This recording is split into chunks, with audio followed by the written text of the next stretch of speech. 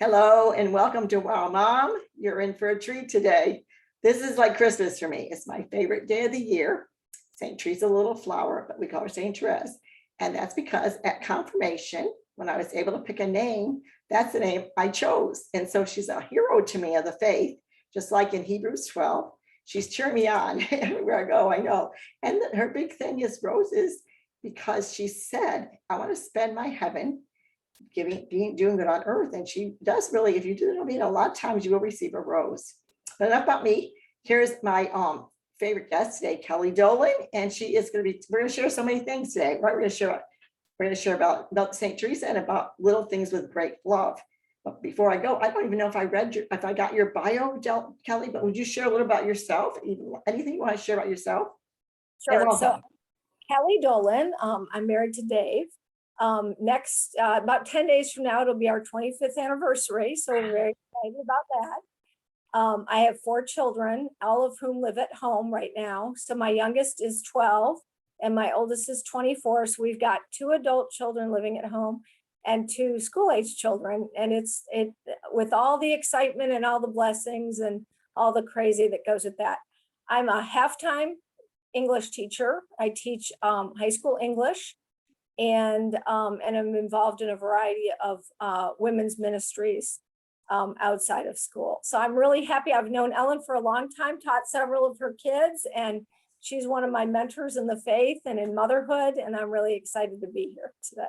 So glad, I'm so glad when I have different guests. We got a full week this week. I'm an overcommitter. I was telling you earlier the week on the phone, and I had 6 shows this week. So, but this one I really am so excited about because some of the shows I do are not always Catholic, and I like to get people on the air that are not. But this one is going to be really to honor the Lord and our faith. I met when I was 7 years old, Kelly, in the Eucharist, and I thought everybody knew Jesus. I thought I was a Catholic schoolgirl, but I don't think everybody did. And then I was really shocked. So by the time I got to high school, of course, I went undercover. I didn't want people to know I was a Christian. Hey, but listening out there, that's not a good plan. So Kelly, do you want to give a little about your testimony? Because I really do like testimonies. People like that the best. Sure. So, I went through 12 years of Catholic school. And, as a really young child, my family practiced the faith. And I remember really being very prayerful, when I was 5 and 6 and 7. We had illnesses in the family with grandparents. And I remember, really turning to the Lord in those times of hardship. But by the time I was, 15, 16, Jesus really became sort of like Abraham Lincoln, he existed, but my family had drifted from the practice of our faith. And I had kind of drifted right along with them. And when I was 17, a friend of mine invited me to a charismatic prayer meeting, and I could just sense the truth of what she was sharing, and just that Jesus was alive, that we needed to invite him into our hearts. And so that was one event. But at the same time, I was taking this class at a Catholic girls' school called Marian High School in Birmingham, Michigan. And a father of one of the students came in and shared his testimony. So this class was called Who is Jesus? And I met Jesus really in that classroom. He shared that he had embezzled money from his company. He was about to go to jail. His wife was going to leave him. And so everything was, in a terrible state, and he decided to commit suicide. And just as he was about to commit suicide, he got hungry and decided to get a hamburger, which always struck me as a very strange part of the story. And he went into this diner, and someone came up to him, a perfect stranger, and said, Jesus Christ loves you, and he doesn't want you to take your life. And I heard that story, and Ellen, it made me angry almost, because I'm like, of course that man believes in God and wants to follow Jesus because he had this miraculous event. But I remember that day sitting in the living room of my parents' house and saying, Jesus, if you are real, reach out to me. And he did. He did. I mean, it was not long after that prayer that I was invited to this prayer meeting, and to make a very long and I up love and down testimony. story short, Jesus intervened in my life, and I returned to the practice of my faith, which I love so much. And so that's kind of my story. Well, last night we had on a Catholic, we had another Catholic show, but their ministry is open to all. And it was Ann DeSantis and Bill Snyder out of, she's out of Pennsylvania, he's out of Wisconsin. They do TV, radio, a lot of things. And that was exactly what I shared, was that when I was in Macon, Georgia, we had Father Cuddy. He's a legend in Macon. He passed away since then. And every time he got up to give a homily, he would say, I love you and Jesus loves you too. And I would just start to cry because I was homesick. We know that. I'm an Augusta Yale, really, in my heart. And I would just know that he did love those people and they loved him. Father McDowell was there. We followed him there, but we knew they loved Father McDowell in a different kind of way. Father Cuddy was like proud of Macon. He's like, he'd been there forever. And so that's exactly that story. When someone says, Jesus loves you, he doesn't want to kill you, he doesn't want you to kill himself, they know that. How would that person know? Because God is real. And he probably went, whoa, did my wife tell me? So that's such a good story. God wants to be real to all y'all out there. I would say all y'all because I'm in the South and I practiced it a long time. I've lived here out of 68 years. I lived here all but 12, but they told me I could never be Southern, so I still practice. So we just thank the Lord that he's a personal God. Pat and I are both committed to ministry, and we both are full-time ministry. And he always says, that Jesus, to Ellen, her walk with Jesus is different than mine. And I always say, Pat, that's because you're a theologian, like, John the Cross, not John the Cross, all the theologians. I can't think of one right now. St. Jerome, he said, was not a theologian, so I won't mention him. But I'm like the Teresas, and that's what we're going to talk about them today, because my walk is more like we're going to talk about today. Your walk, Kelly, are you a theologian? I mean, maybe. Are you a theologian, or you have little information? I love, the deep thanks, but all of us who follow the Lord have had those moments that touched our souls. They're undeniable, and you need them when you hit the plateau, the desert, or the valley. And so we cling to those, mountaintop experiences for sure. Sure. I think that a lot of times in the walk with Jesus, that when you're new, at least for me, Kelly, I felt his presence for like a year, because I found the Lord through the charismatic renewal as well in Gainesville, Florida. And Debbie Coster was also there, but I didn't know her at that time. I know people's name. I'm a name dropper, but I did meet him through the charismatic renewal. And I went to the meeting and thought it was Protestant. So I went home and talked to Jesus, my Jesus, on my own. And he assured me that that was the next step in my walk, So I just like the renewal, and he just wants to be personal to you. If you're a theologian, my husband found the Lord through reading the great books, reading the Bible, and reading all about all the different encyclicals of the popes that had gone before us.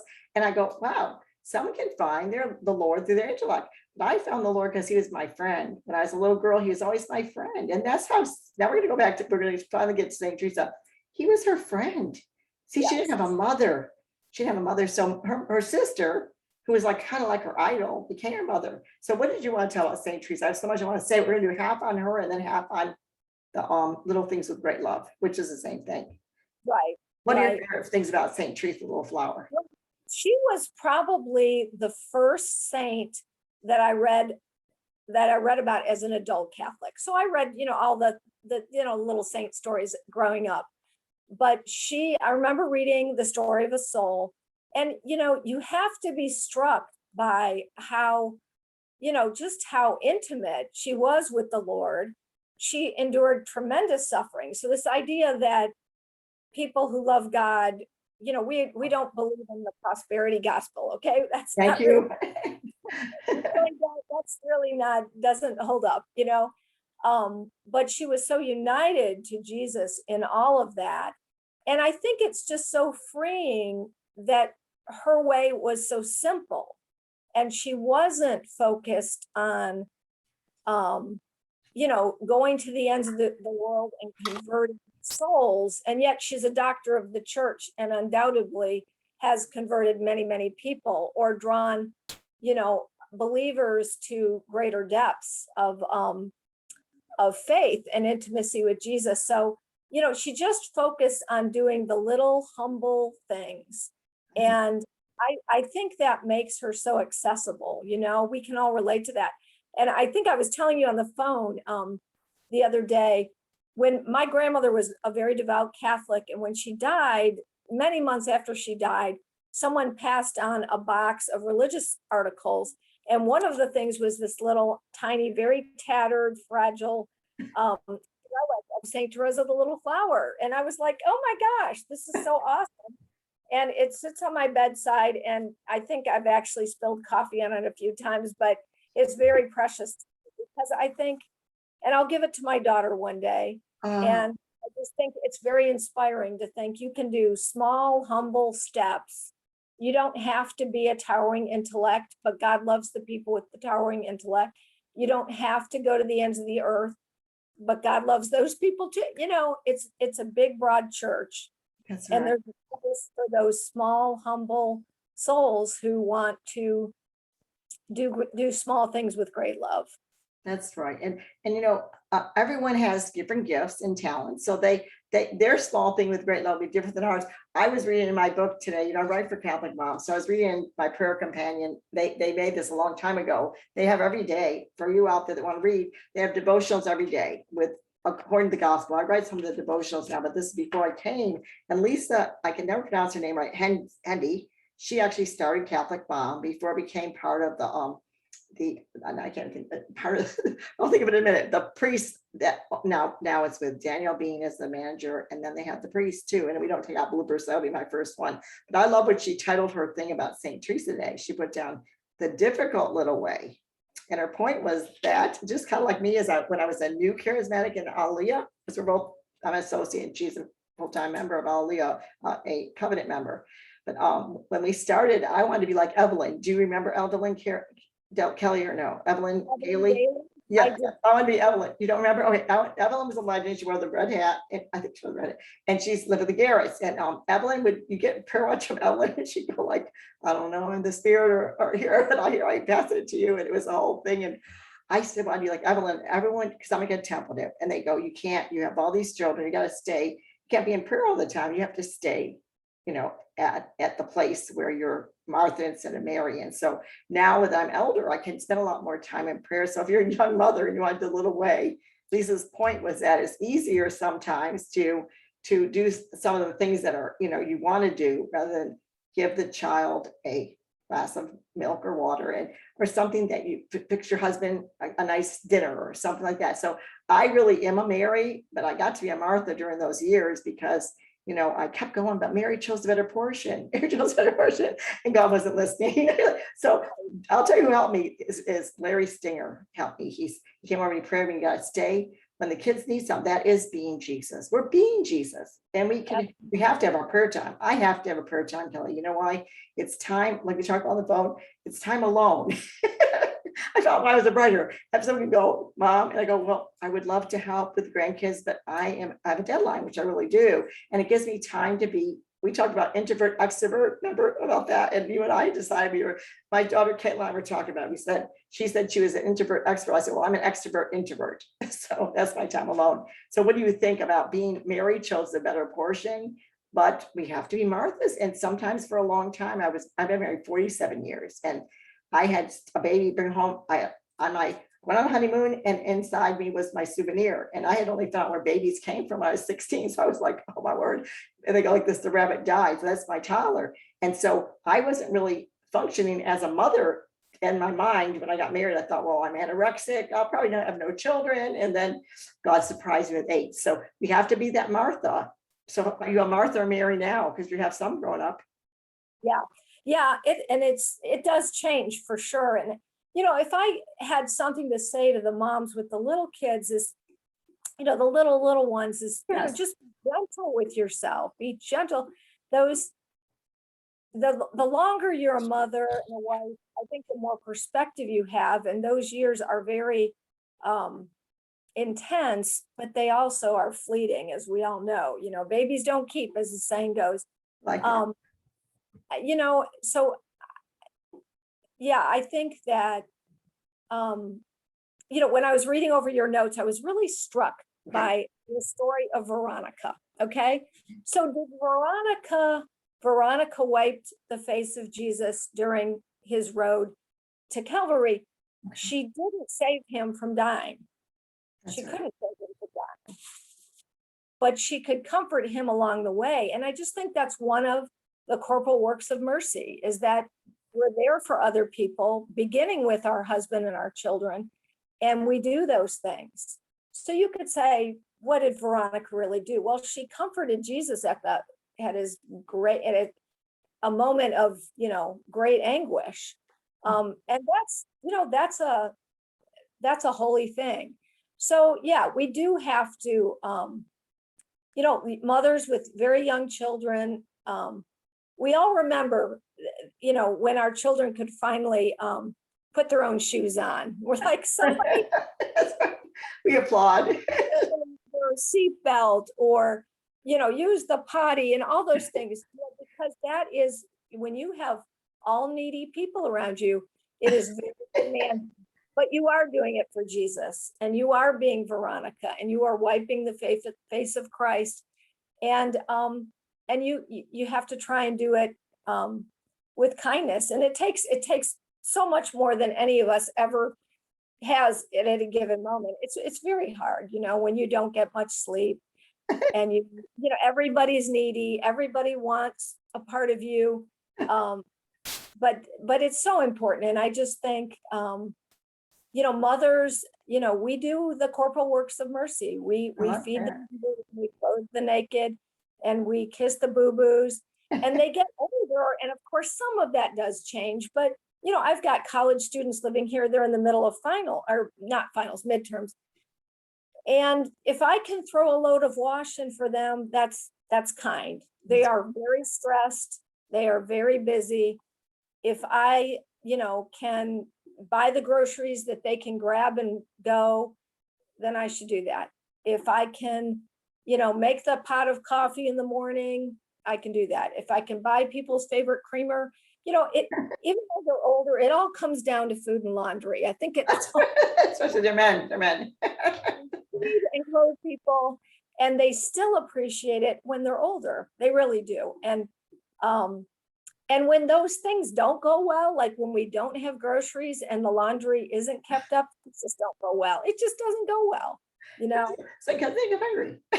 I had one child that used to go to meet Kelly when he was an older child, adult child. I go, we don't have food. I go, look at the fridge, baby. Look at the cupboards. But he meant food was like, I'm telling you this, most out there are men. He meant like a sandwich. I eat like a sandwich a year. It was like a sandwich with meat in the middle. Like, okay, well, we don't have food then, clearly. I go like, this is a grocery list, spread it on. These are little things with great love too, little Kelly. Telling the children. Open the freezer and see the frozen pizza or something. That very, yes, but they do appreciate it. And I just think, there's a reason that the Catholic Church says these corporal works of mercy, they're important, We'll name some at the end, Kelly. You have that cheat list, names them, you could add to it, but let's name some at the end because it gives different, like we could do for those, because I like that a lot. There is, I appreciate this with little things with great love. St Therese, I keep calling her wrong. She really had a thing about little things with great love, because she realized early on, if you're a person that wants to walk in holiness and virtue, then it's really tough. It's hard, and if you have to do everything that's in that scripture and everything the church says, you feel like this is an impossible mission. But she decided that she would take the elevator, right? She would try, and there was 3 steps in one of the books I read today, which I have to find. She had 3 steps. You have to be willing to take the elevator. You have to reach out for your hand for Jesus and try to step up, take the, I guess it was the escalator. But I was thinking, when you're in the airport, Kelly, they have the moving walkways. I was thinking during prayer time, I didn't share the pantry. I'm like, what? But you have to like stand there, you're tired, and you just stand there, and it takes you along. That's what she took. And then there's the escalator, and you put one foot up and you stand, get on and stand. But some people are in a rush in life, right?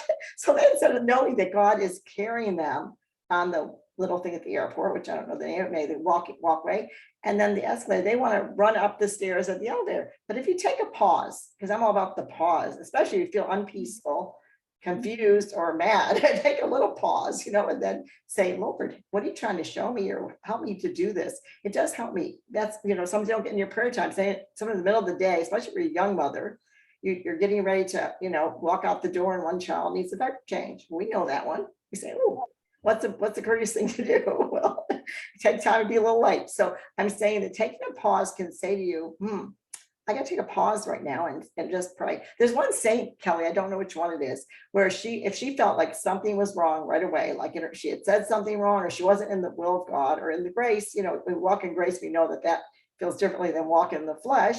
She would just stop and pray and pause until she felt like she's peaceful again. I don't know. So what other things do you like about St. Therese? Because we are going to move on to little things with great love. We're branded in, but I do want to, she has so many stories, Kelly, this is that book that I found the most stories, because her sister actually asked her to write her memoirs. And she was like, me? She's only young, but she wrote the story of the soul. Now, if you know St. Teresa at all and love her like we do, and here's what she looks like. She had that little one too, but I had this one. Then we see that she had a story to tell. And most people that love St. Teresa, they read that first, a story of a soul. So many more stories on her, because she had a lot of wisdom. She had many things she did differently than we do. If I could find it while you're saying, I will, but go on. Yeah, so she lived, we all have this picture that everybody in a convent is so holy that they're, but they're, yes, it's true, we hope, but they're all real people. And she writes in Story of the Soul about just annoyances. Like I like her because That's what I wanted. And it's like she just handled that so well. Instead, she, I think there's the story of the sister who would splash dishwater, and that just irritated, the fire out of poor St. Therese. But she, enduring those things and praying for people and kind of turning those things around and enduring being misunderstood. There's that whole litany I think it's St. Teresa. I'm getting my saints confused, but there's a litany of humility that that's Mother Teresa. But it's terrible. I really can't even pray it. Like I don't want to be misunderstood, and I don't want to be falsely accused, or all these awful things. But I think St. Therese of the Little Flower just found a place of humility. And when people didn't understand her or thought she was shirking her duties or just annoyed her, she just really offered it up and grew in love for these people. And I think she's one of those people who says, some of the people that might bother you the most, in the end, if you pray for them and intercede for them and do these things for the love of Jesus, you end up, in fact, loving them.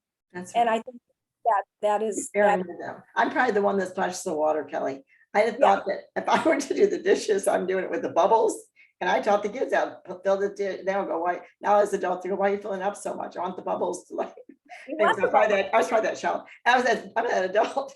No, we're all so different. Don't you see that? That's a good thing. In our church, this is when I sum up the power of St. Jude. In our church, the beauty is that we are all supposed to be striving to be saints. And it starts with humility of knowing that first you gotta know who is God and why did God make you. He made you to know him, love him, and serve him and be happy with him in heaven. And when you know him, you do love him, but then you realize how, like Peter, how sinful you are. Like, oh my word, I'm a sinful man. And then you begin to want to serve him, but he has to he will use you as a baby Christian for sure. But he has to clean up your act and you have to aspire towards holiness and then take the elevator, because you reach out your hand to Jesus and you have to say, Lord, I can't do this. I think cleansing our soul is important. Daniel Bean was on today on Catholic Mom talking about, one lady had written one of the articles in our Catholic Mom blogs, and it was about cleansing your soul with every day by having an accountability partner and also having an active, like examination of conscience every night. Well, I would be up all night if I did that myself. I'm just like, I do it in the morning because that's me. I wake up at 4 to pray, and I'll do that then. But I think it's so important to cleanse our soul. And like a lot of times our family members will point out sin to us. We will not see it. We'll go like, me? Surely I'll do that. And then we realize it is us. We have to apologize, but we are all sinners. So touch on that, Kelly, examination of conscience, and touch on that. Yeah, I think that's so true. I was telling you on the phone the other day that I'm like a complete failure when it comes to novenas, but two of them, the two novenas that I know I started and finished and did in their entirety. One of them was really a novena to be more aware of my sins, like really seeing my failures the way God sees them. Because I think sometimes things that are maybe just weaknesses, we over exaggerate and blow up and see them as grave sins. And yet we can be blind to things that really are more serious that are going on. And the Lord just showed me an area of unlovingness, in myself. And so I think, there's always a balance there. We don't want to be so scrupulous that we're focusing always inwardly. And St. Therese, she was really good about saying, why should it surprise me when I sin? I'm weak, and that just makes me more reliant on Jesus. So I think that's true.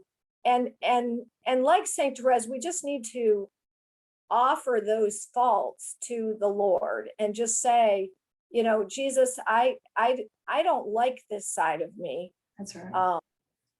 Can you touch it?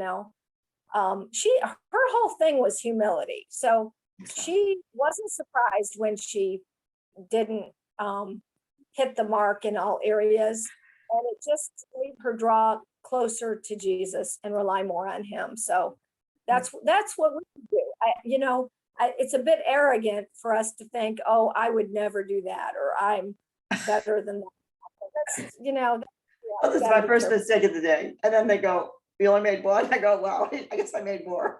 Yeah, it's true. You know what, though, Kelly, I think the reason why she was able to be so humble, she was the baby of the family. Now, I am a person that thinks, well, you're firstborn. I read Lehman's book. I'm sure y'all have too. And she's a baby. So she's the princess, the baby girl, and the baby. And possibly she had sisters that maybe said, why are you doing that? Shh. Possibly she had some others. And so I think that she was like a bratty kid, if y'all remember reading her story. And then, not that she was a brat, but but then she had an illness come upon her. Do you remember that story, Kelly? You want to tell that? Because I love that story too. I love stories. So she she was sick for years. I mean, she was very ill. And I don't know that they ever diagnosed it or whether it was psychosomatic. So she had a very unusual, if I remember the details of her, the autobiography, she spent years in bed. Is that correct? And then the Blessed Mother, do you remember that part? The Blessed Mother came and smiled on her. Well, that's something you remember. And she did, that sailed her through. Then she changed, Kelly, didn't she? She changed into being a person that was, of course, she desired to be a nun at a young age. So we know that there's hope for all of us. If you're like the 4-year-old that wants all the suckers, which one would you like? I like them all. Or if you're the adult that really doesn't know the Lord, there's hope, because we all can strive towards holiness. And like Lisa said on the beginning, when I said that, it's the little way is quite difficult. So now we're going to talk about the little way and what we can do as moms in any age group. If you're a young mom, if you're a mom that's been a mom a while, or if you're the mom that's like me, I'm a grandma, and I'm a grandma of 14. So there's different, Pat always said, there's different stages and ages of life, and you have to embrace them all. But it all comes with their great joys and some with their challenges. So how do you embrace a little way each day on the ages you got? I mean, you said about food for the men. I like that. It's really good. That is one. But I'm saying in living community life, you have a lot of things you get to do every day. I mean, right. So, I just think at whatever stage you are in motherhood, whether you've got little children or school-age children or a combination, we all have to be nourishing our own souls. That is the start of doing things with love, is just however that looks for you. And one of the things Bev Furman, a good friend of ours, really encourages is simply saying to the Lord, give me the time and I will use it. well, like So, that. you can't necessarily say when you have babies, I'm going to get up at 6 every morning and have, a 60-minute prayer time.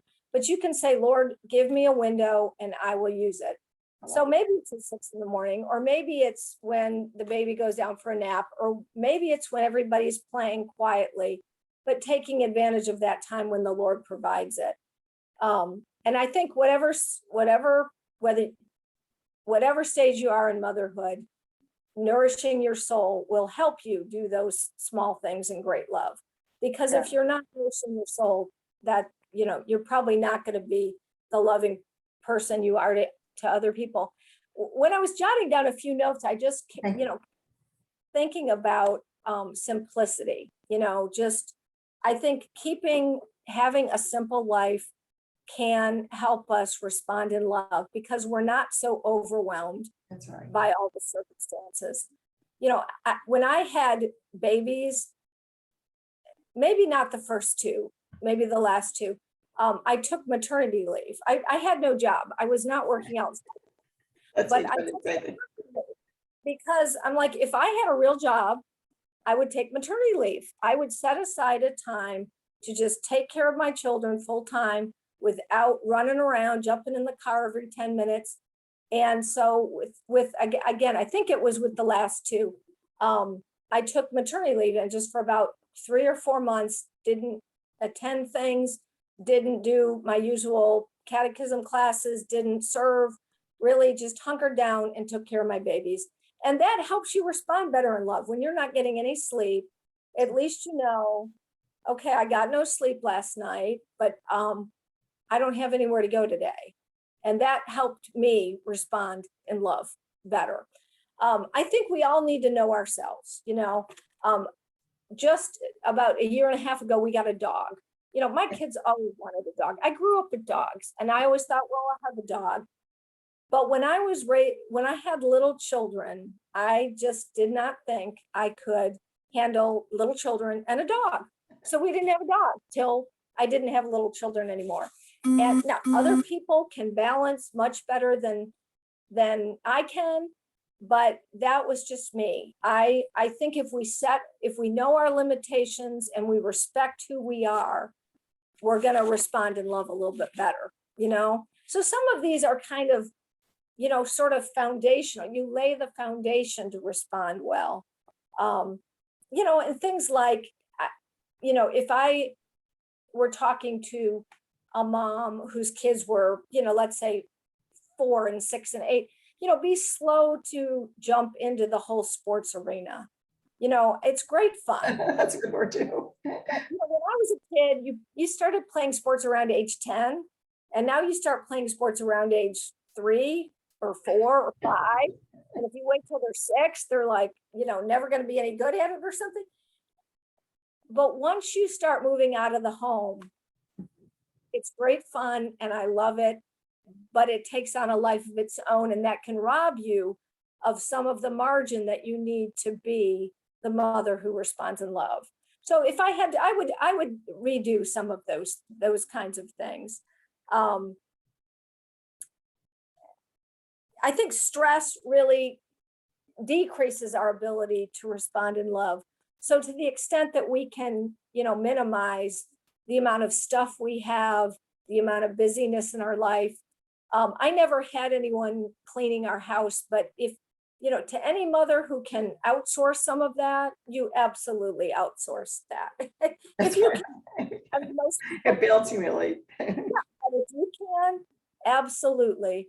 And when you've got tiny, tiny little babies, accept help from, your neighbors and friends and your mom and your sisters. And that's a huge blessing. And all of that helps, you to be more at peace, your needs to be met. And then, if your needs are met, you can be more generous and more loving in the way you meet, the needs around you. So that's wisdom. I think the best wisdom, like you said, I took 1 year off with my newborns because I just had to. And I had I had many children, 6 children in 12 years. And for 1 year, I didn't have any, I did a lot of hospitality. I didn't do any invite over the house, or I just took care of my newborn. It wasn't so much the newborn, Kelly. It was the lack of sleep, and I didn't eat a lot. There was also the fact I had a 2-year-old usually, and that child needed just as much as a newborn because you bring him home and then they need it. So women, listen, that's not selfish. That is wisdom that Kelly shared. Take some time off with the little ones, come, because that's giving them the first good start. when I cry, mommy comes and gets me. When I cry, mommy smiles. And when she changes my diaper, she sings hi ho, hi ho. And when Kate chooses to sing that.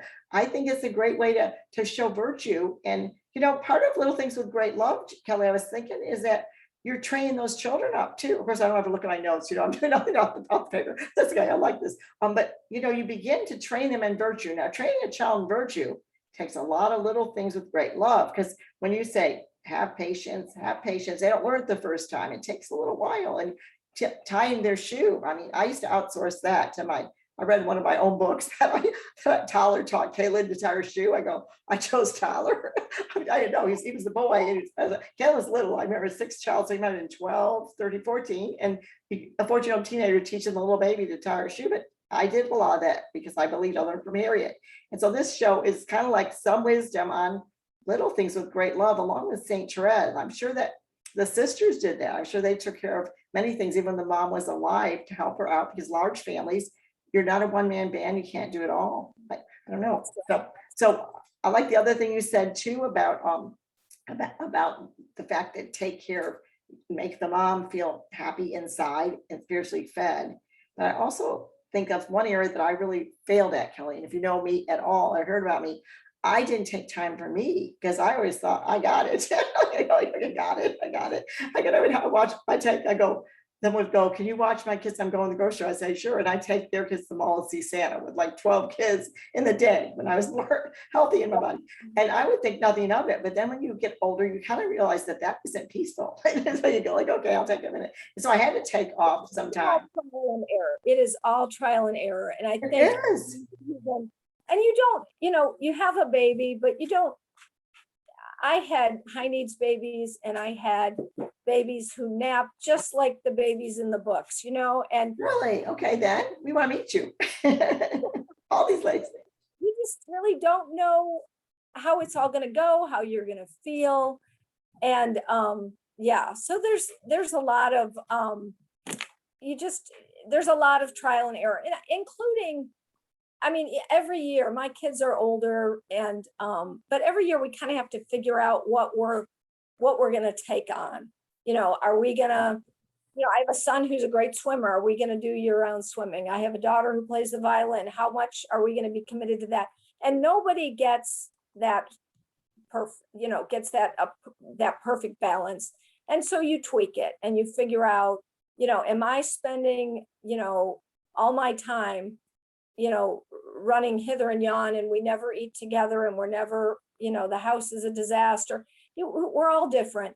And, I don't know which saint said comparison is the thief of joy. And maybe that was Karen Swenson, not. That's the thing. That's the same as well. I love Karen. Just because the neighbor can do certain things doesn't mean you can. That's right. A year ago, a sweet little couple with one baby moved in next door to us. Okay. And it was right around the time that Amy Coney Barrett was coming up to be a Supreme Court justice. So she's a mother of 7, a lawyer, We look up to her. professor at Notre Dame. And I was just talking to this sweet little mom next door. She's got one child who's maybe 10 months old. And I said, we're not all Amy Coney Barrett. Okay. We don't need to. I admire her, and she's wonderful. I get tired just reading her resume, I wouldn't do that.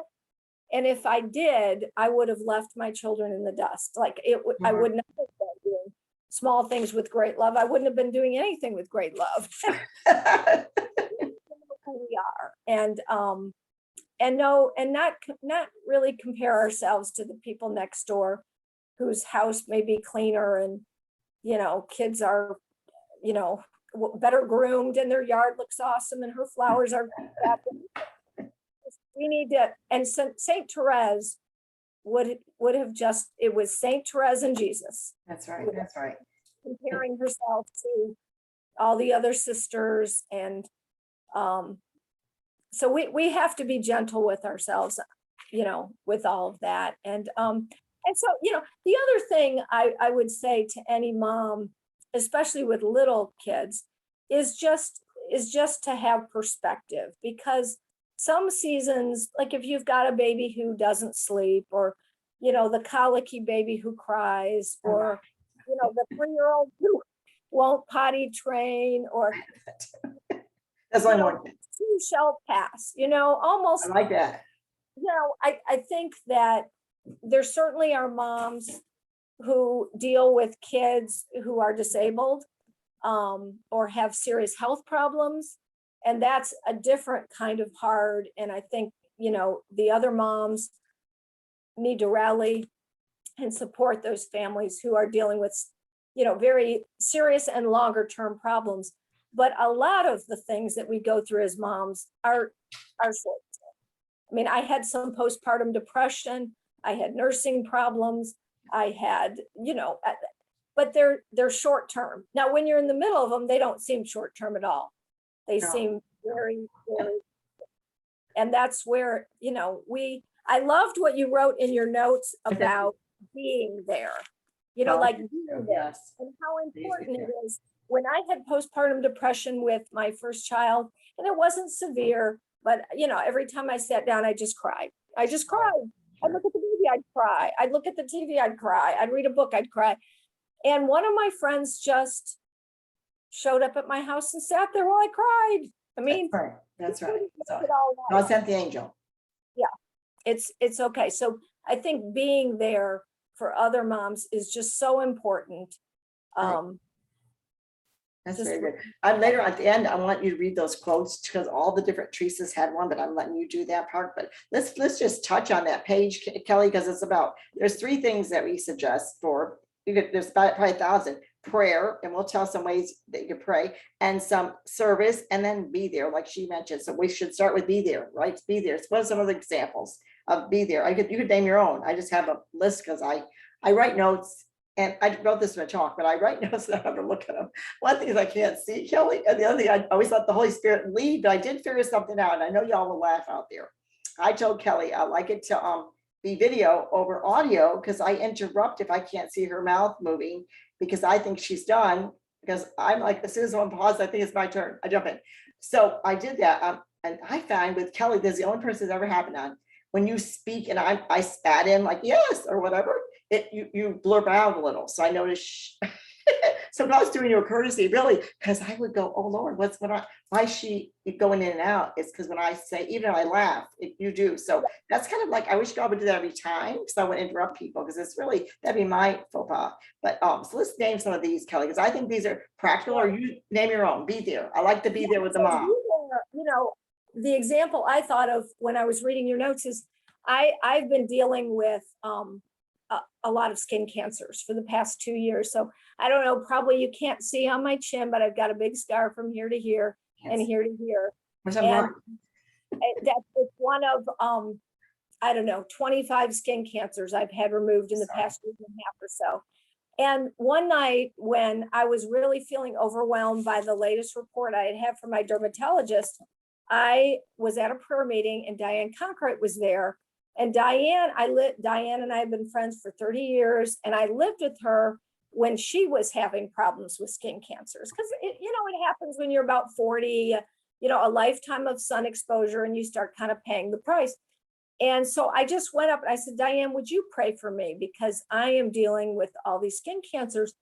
And she prayed with me. And she said, the next time you go for an appointment, I'm going to come with you. And since then, she's come with me to every one of my appointments. We usually go out for lunch afterwards. And that is a gift. A very stressful, challenge that I'm facing, and made it actually less stressful and fun.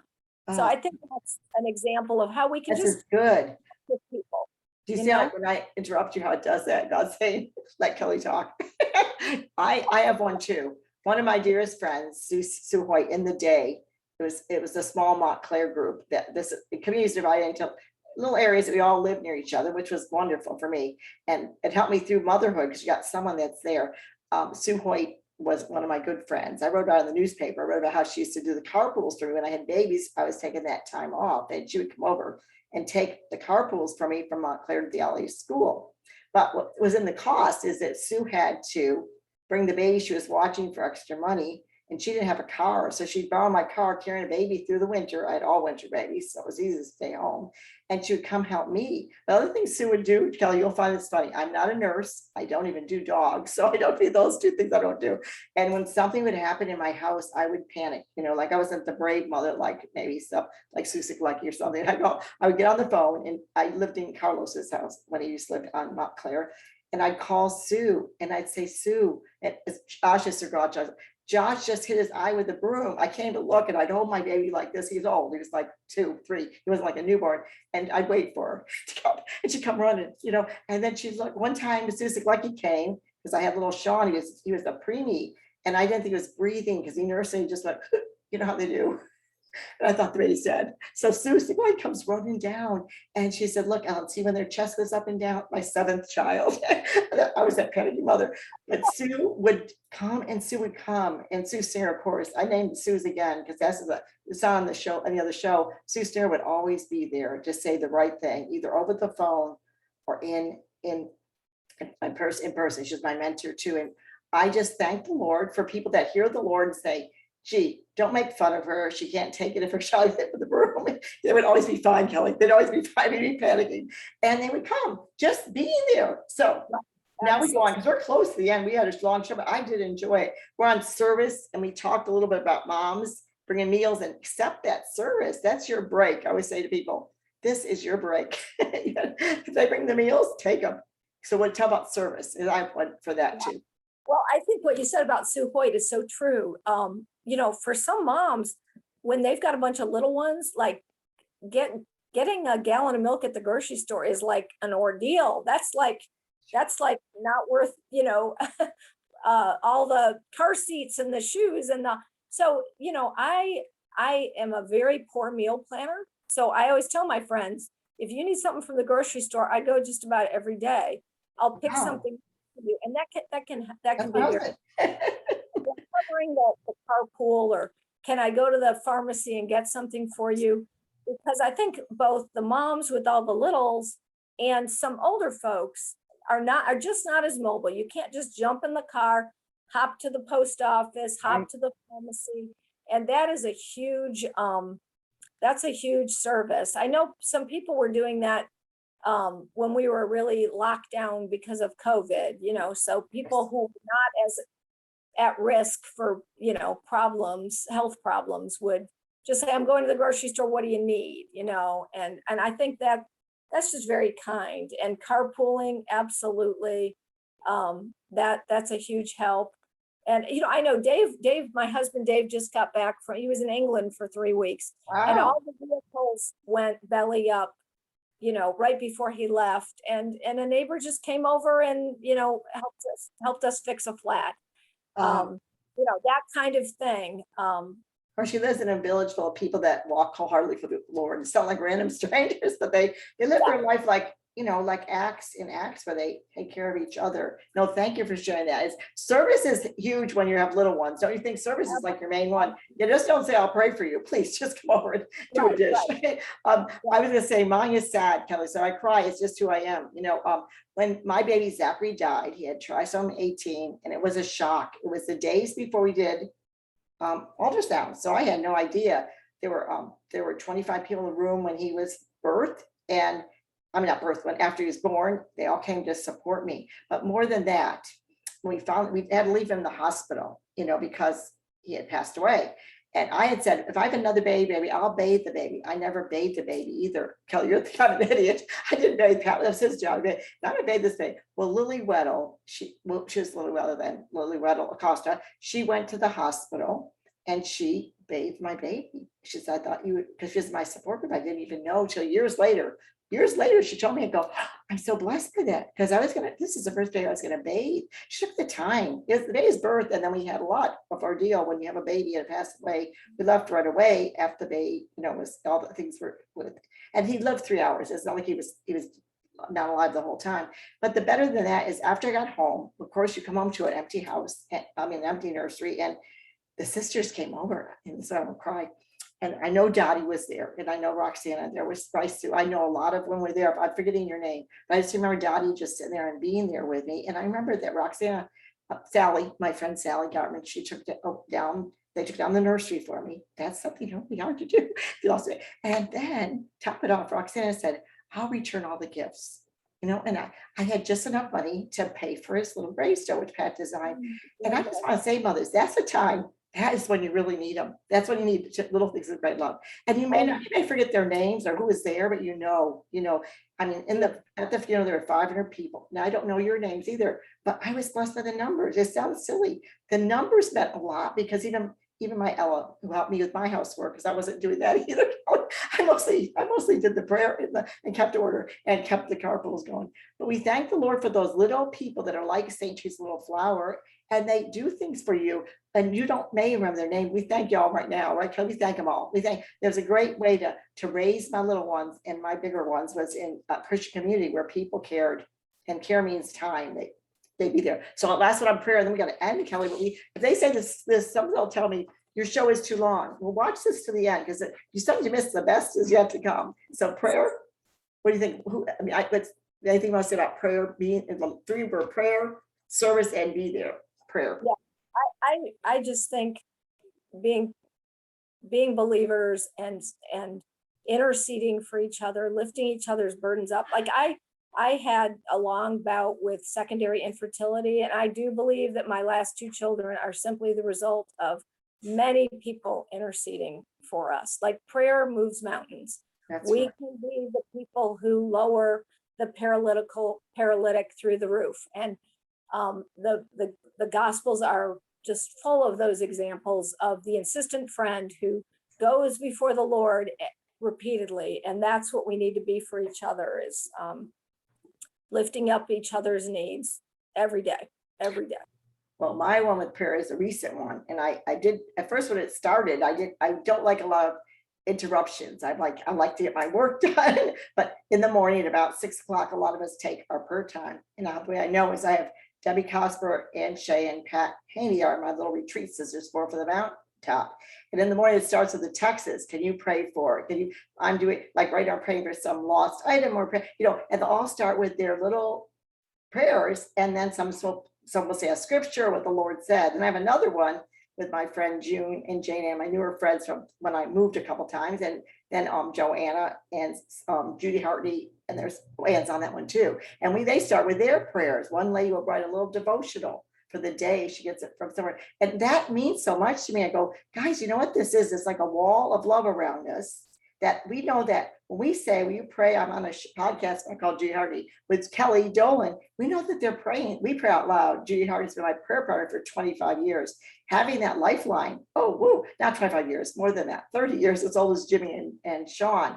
And we know we keep a confidence, but we also share from our heart with each other, and we never deviate and say like, you know what, blah, blah, blah. We won't do it, because then we know we're not be a trustworthy prayer partner. But I love the fact that when I'm not even able to pray, say a time, sometimes we're not able to pray, we're the one in the fire that someone's lifted me out. That's so important to me, Kelly. The prayer one, I mean, all these are, and I gave this talk at St. Mary's. I've given a number of places in Aiken, but I think it's so needed to think about little things with great love. So do you want to sum it up by bringing there's more than St. Teresa that said it, and you could say anything else you want to. I want to sort of sum it up with those quotes of the Teresa. I'm not a good reader, not because I'm blind, but because I speak more than I read. But there's all the 3 Teresas had a word, and then you could sum up whatever you want to say. Wonderful, wonderful quotes. St. Teresa of Calcutta, not all of us can do great things, but we can do small things with great love. St. Teresa of Avila, accustom yourself continually to make many acts of love, for they enkindle and melt the soul. That's beautiful. I don't think I've ever read that one before. And finally, St. Therese of Lisieux, without love deeds, even the most brilliant, count as nothing. Thank you, That's perspective. And my other St. Teresa of Avila favorite quote is, okay. Who God created you to be, and you will set the world ablaze. So I love that. I love that. So sum up the show, if you want to give like one more little paragraph or sentence to say these women, if you're listening to this show, this is what your takeaway is, because I have a takeaway as well. Then we'll close off. Your takeaway, like sum it up. Sum it up. Well, I think that last quote, be who God created you to be, not who the neighbor was created to be, not who your idea of the perfect Christian, but be who God created you to be, and you will set the world ablaze. And may we all walk in that freedom and that truth. Yes, I like that. I was gonna sum it up silly, kind of silly. I was gonna say, who said this quote? I long to accomplish great and noble tasks, but it is my chief duty to accomplish small tasks as if they were great and noble. I don't know, y'all look at that up. Dun, dun, dun, dun.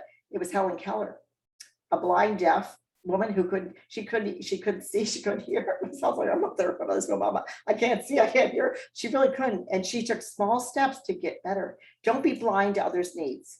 Don't be deaf to their call. Listen with the voice in your heart of Christ, Jesus, our Lord. Listen with the ears of your heart and do something. Maybe you can't bring a meal if someone's maybe died, or maybe you can't go if your mom is sick. Do something though. If you have the ability, do something, and then do something for yourself too, because God doesn't want us to leave out ourselves. That was one of my things. End up doing something that brings joy to your heart, like Kelly says, that you could serve others well. Thank you for coming on Wow Mom. Kelly, I'll have you again if you will come. I enjoyed it. Definitely come. Very fun. Thank you, Right. Ellen. And if I interrupt you, watch how it goes. Say something else. I interrupt you, it goes beep, beep. See you later. And this is Ellen Mongan from Wow Mom. I'm going to close off the show. Please watch this and other shows on YouTube under Wow Mom Ellen Mongan. And we're glad you joined us. Tell a friend. Have a great day and do little things with great love. And this is the part we pause you all and say, bye-bye.